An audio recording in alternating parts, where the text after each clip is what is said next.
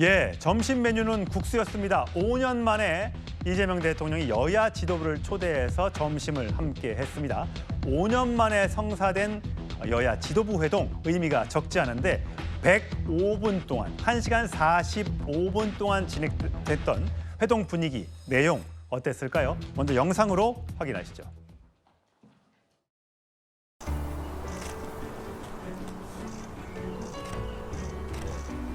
손으로 한번 잡을까요?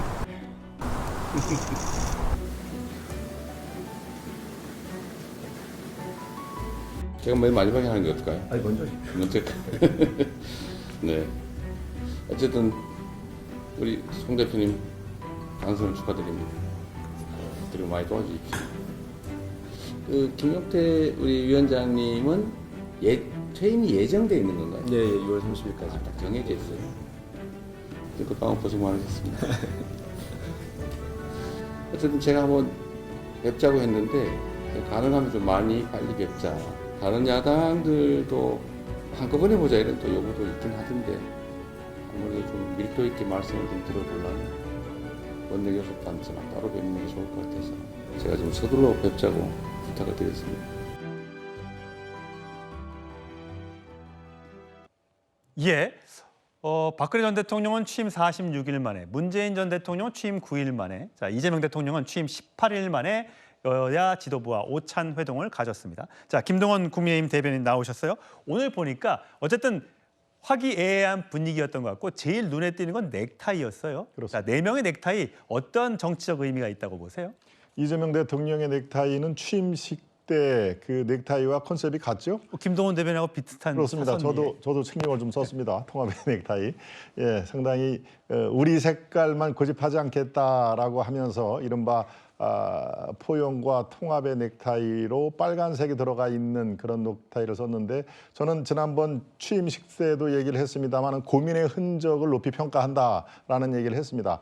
넥타이가 단지 어떤 그 의상의 어떤 그칠 것이 아니고 이제 앞으로 저렇게 하겠다라는 의지의 표현이라면은 국민의힘으로서도 반대할 이유가 없다 하는 얘기인데 오늘 그 옆에 있는 김병기 원내대표도 마찬가지로 컨셉이 있는데요.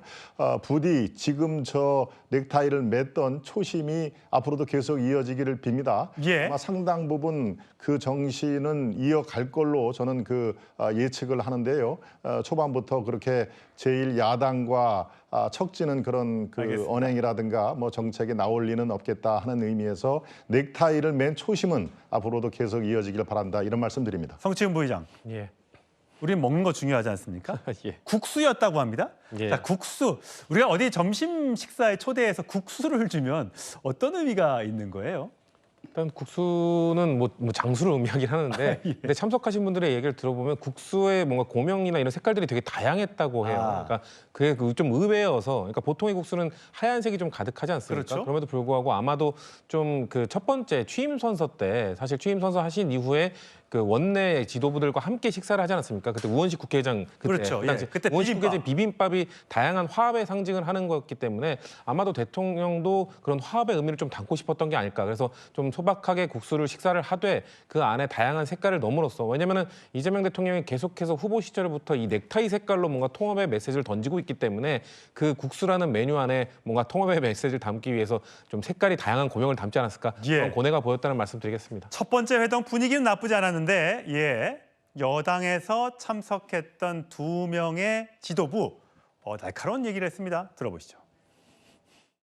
만약에 사법부가 재판을 연기한다면 임기가 끝나고 재판을 받겠다는 것을 약속해 주신다면 민주공화국의 헌법 정신을 국민들께서 체감하는 데 크게 기여할 것이라고 생각이 듭니다.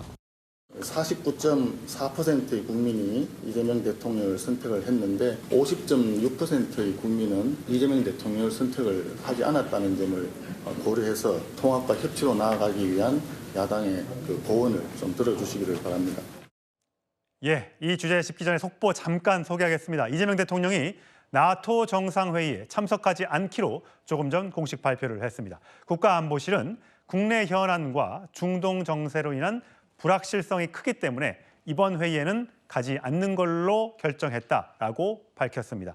조금 더 자세한 내용이 나오면 저희 방송 중간에 다시 소개해드리겠습니다. 자, 최수영 평론가, 네. 조금 전에 이 김용태 비대위원장과 또 원내대표, 신임 원내대표의 목소리 날이 서 있네요. 네, 근데 사실 야당 대표들을 불렀으면은 뭐 듣기에 순치된 소리 듣자고 부른 건 아니지 않습니까? 예. 야당 대표는 당연히 쓴소리와 구원을 해야 되고 또 이번 대선 직후에 이어지는 만남인 만큼 정말 50.6%의 민심을 또 전달해야 되는 또 의무가 있기 때문에 아마 이재명 대통령도 첫 술에 배부르랴, 그다음에 천리길도 한 걸음부터라는 우리 속담도 있는 것처럼 아마 이런 것을 통해서 이제 협치의 첫 발걸음을 떼자고 생각했을 겁니다. 다만 이제 김용태 비대위원장이 7가지를 적시한 것은 예. 앞으로의 정책에 조금 반영을 해볼 필요가 있겠다. 왜냐하면 이재명 정부가 성공한 정부가 되기 위해서는 예. 최소한 야당이 이렇게 얘기하고 한 번쯤 검토해 볼 만한 이야기들은 한 번쯤은 대통령도 숙고한 다음에 정책에 반영하거나 야당과의 만남에서 이렇게 한 번쯤은 고려해 준다면은 뭔가 그래도 긴 협치에 물꼬가 좀 터지 않을까. 7가지는 다 아니더라도 저 중에 몇 그렇지, 몇 가지라 가지라도 들어주고 배려하는 거. 결국 통합이라는 것은 결과로서 얘기하는 것이 말로만 되는 건 아니지 않습니까? 예. 일단 어렵게 성사된 또 이재명 대통령이 자주 만나자라고 얘기했으니까 다음 날짜까지는 잡히지 않았습니다만 앞으로 같이 만나서 여러 현안들을 논의하는 모습 자주 봤으면 좋겠습니다.